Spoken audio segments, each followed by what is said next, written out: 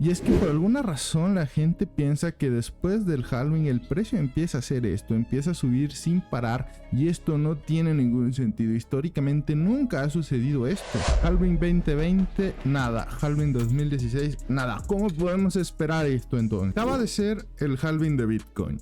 Y es momento de desmarcarnos de la mayoría de la gente. Así que ojo con esto.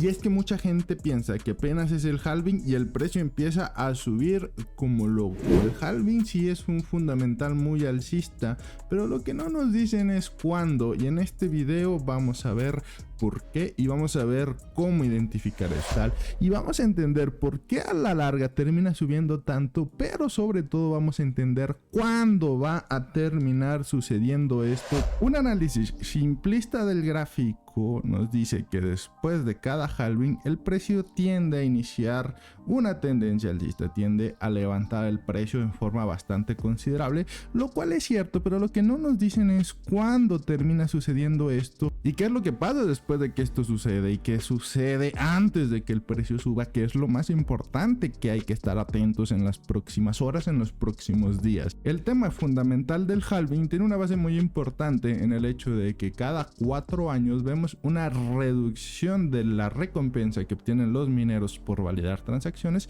en un 50%, es decir, cada 4 años se reduce a la mitad la recompensa de los nuevos Bitcoin. Y con esto lo que termina sucediendo es un elemento muy básico de oferta y demanda, ya que se reduce la oferta nueva generada en el mercado en un 50%. Esto suele hacer que el precio suba por propia naturaleza al haber menos bitcoins ingresando al mercado. Bien, vámonos al gráfico de 2012. Bitcoin apenas en 2012 costaba $10. Hoy en día eso es una locura. ¿Qué sucede posteriormente al halving de 2012? En efecto, vemos la reducción de la oferta, vemos que el precio sube, incluso nos deja un gap.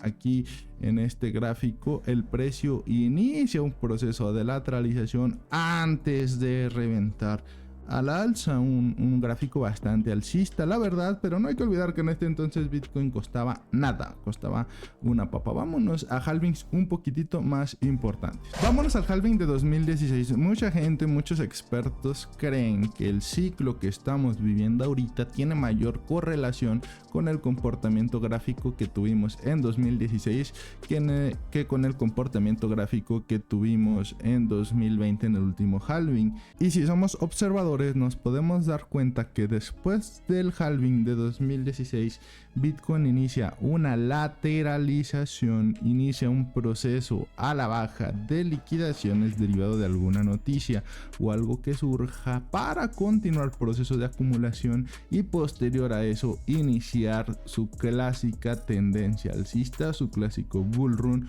post halving que nos llevaría a superar máximos históricos. Nosotros analizamos el gráfico incluso de 2012, podemos ver que inició un proceso de acumulación que duró 35 días, es decir, poco más de un mes. Si nosotros regresamos al gráfico de 2016, podemos ver que después del halving Bitcoin inició un proceso de acumulación sin que el precio subiera, sin que el precio iniciara tendencia alcista de 116 días, es decir, más de 3 meses, casi 4 meses en ese proceso. Claro que sí, para posteriormente iniciar el proceso de subida del bull run. Último periodo de halving del 2020, tenemos un desarrollo de una acumulación de 71 días, poco menos de 3 meses, más de 2 meses, donde el precio después del halving, si bien es cierto intenta subir un poco, vemos caídas importantes, caídas tendientes a liquidar.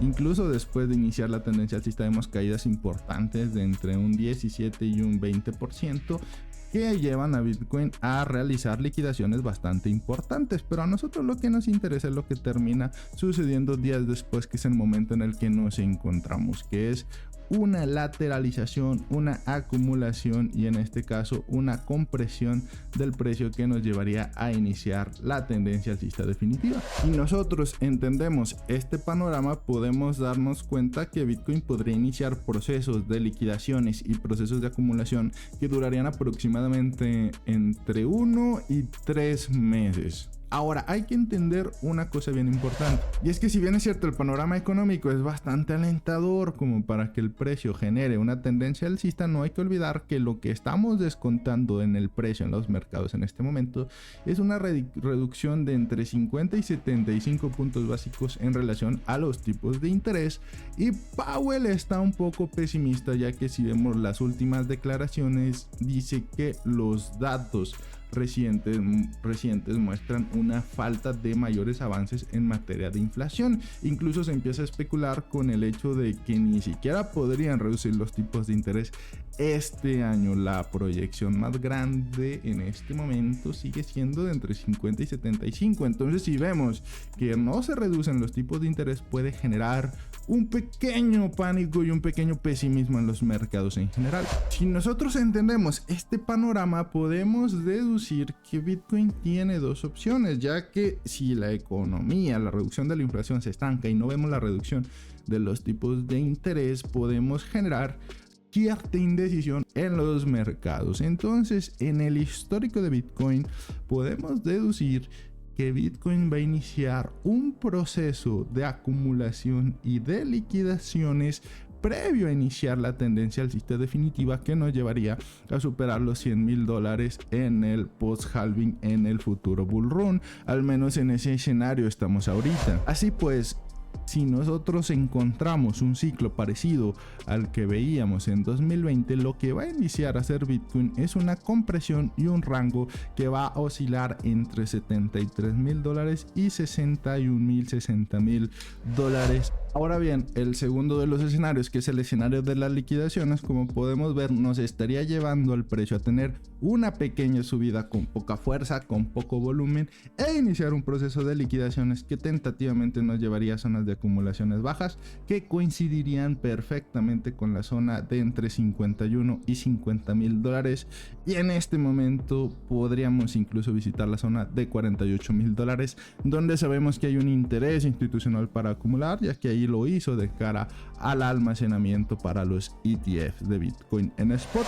Claro está que después de estos procesos de liquidación y de acumulación iniciaríamos una tendencia alcista bastante importante que, como lo vemos, nos llevaría a romper $100,000 y buscar targets en esas zonas. Este es el recorrido del precio que exactamente hizo en el ciclo de 2016, por eso está trazado de esta manera. Además, si nosotros analizamos el desarrollo de nuestro gráfico de temporalidades pequeñas, podemos ver que hay un volumen muy pobre y una subida derivada de un volumen descendente en compras que parecieran ser compras retail y de momento no compras institucionales, por lo cual, si bien es cierto hay una defensa muy férrea en la zona de $60,000, este interés desaparece apenas superamos la zona de $64,000. Dudo mucho en este escenario que el precio esté listo para iniciar un bull run, listo para reventar al alza, así que hay que tener mucho cuidado en los próximos días, en el próximo par de meses, ya que podemos ver esos escenarios. Lo que sí repito es que esos escenarios serían